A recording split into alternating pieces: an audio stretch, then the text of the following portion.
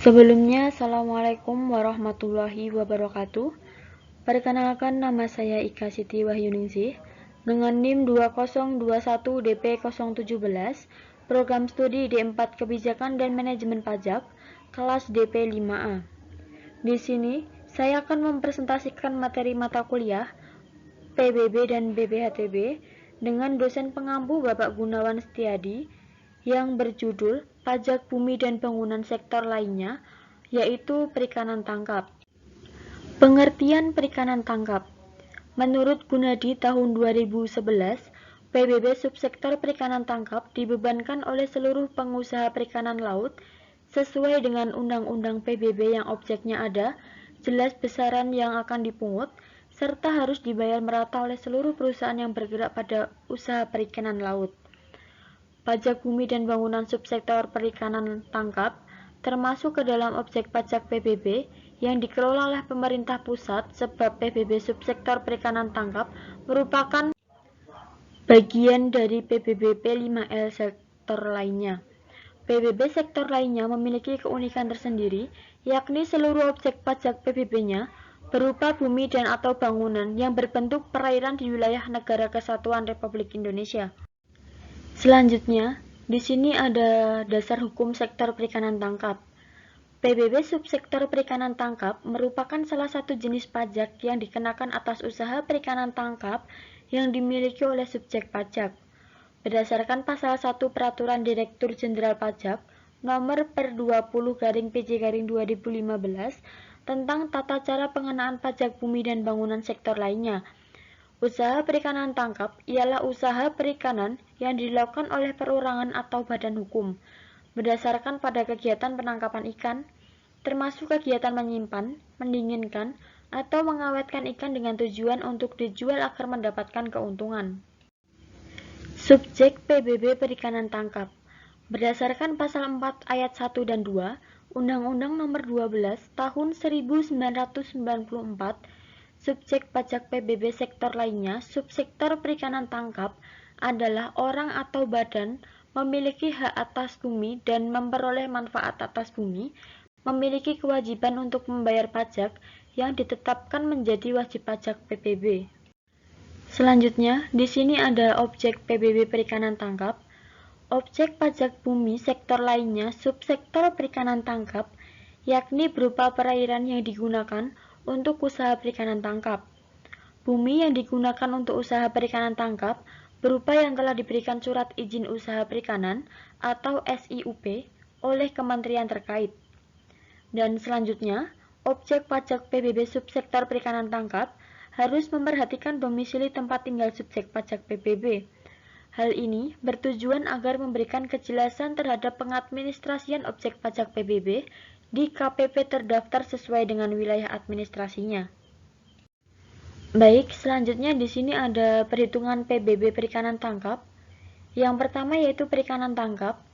A. Objek pajak. Usaha perikanan tangkap yang telah diberikan surat izin usaha perikanan atau SIUP. B. Yaitu ada NJOP. Apabila NJOP telah berproduksi, maka NJOP tersebut sama dengan pendapatan bersih dikali 10. Pendapatan bersih sama dengan 70% dikali pendapatan kotor. Dan apabila NJOP tersebut belum berproduksi, maka NJOP sama dengan 140 dikali jumlah kapal dikali luas areal atau kapal. Dan yang C, perhitungan PBB. PBB terutang sama dengan 0,5% dikali NJKP dan NJKP sama dengan 40% dikali NJOP. Yang kedua, di sini ada pembudidayaan ikan. A. Objek pajak. Usaha pembudidayaan ikan yang telah diberikan surat izin usaha perikanan atau SIUP. W. Di sini ada NJOP. Apabila NJOP telah berproduksi, maka NJOP sama dengan pendapatan bersih dikali 10 dan pendapatan bersih sama dengan 70% dikali pendapatan kotor. Apabila NJOP belum berproduksi, maka NJOP tersebut adalah 140 dikali luas areal. C. Perhitungan PBB. PBB terutang sama dengan 0,5% dikali NJKP, dan NJKP sendiri sama dengan 40% dikali dengan NJOP. Baik, selanjutnya saya akan membahas mengenai studi kasus perikanan tangkap. Pada sektor perikanan tangkap di daerah Kabupaten Banyuwangi, memiliki hasil produksi yaitu A. Lobster sebesar 500.000 kg, B. Kerang mutiara sebesar 12 kg, dengan luas perairan yaitu A. Pembenihannya 20.000 meter persegi, B. Pembesarannya 30.000 meter persegi, dan C. Pembudidayaan mutiaranya 25 meter persegi. Maka di sini hitunglah PBB terutang jika NJOP TKP-nya adalah 12 juta. Selanjutnya, di sini ada pembahasan perhitungan NJOP dan PBB terutang perikanan tangkap. Menurut hasil produksi atau tangkapan setahun, ikan kerapu hasilnya 3.000 ton dengan harga rata-rata 5 juta per ton, hasilnya 15 miliar. Ikan tenggiri hasilnya 2.500 ton dengan harga rata-rata 7.500.000 per ton, hasilnya 18 miliar 750 juta. Ikan kakap hasilnya 2000 ton dengan harga rata-rata 10 juta, hasilnya 20 miliar. Udang dengan hasil 1.500 ton dengan harga rata-rata 25 juta per ton dan hasilnya 37 miliar 500 juta. Dan yang terakhir di sini ada ikan tongkol dengan hasilnya 5.000 ton dengan harga rata-rata 2 juta per ton dan hasilnya yaitu 10 miliar. Jumlah hasil brutonya yaitu 101 miliar 250 juta. Biaya, rasio biaya sesuai dengan keputusan 126 PJ 2015 sama dengan 70%, yaitu 70 miliar 875 juta. Pendapatan bersihnya yaitu 30 miliar 375 juta. Angka kapitalisasi sesuai keputusan 126 PJ 2015 yaitu 10. Nilai buminya 303 miliar 750 juta.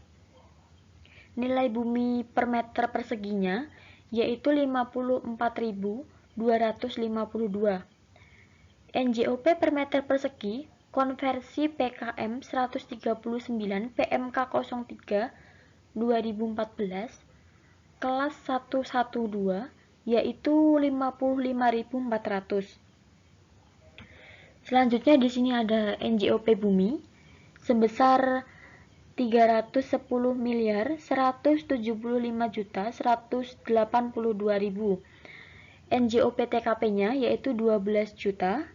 NJOP dasar pengenaannya yaitu 310 miliar 163 juta 182.000.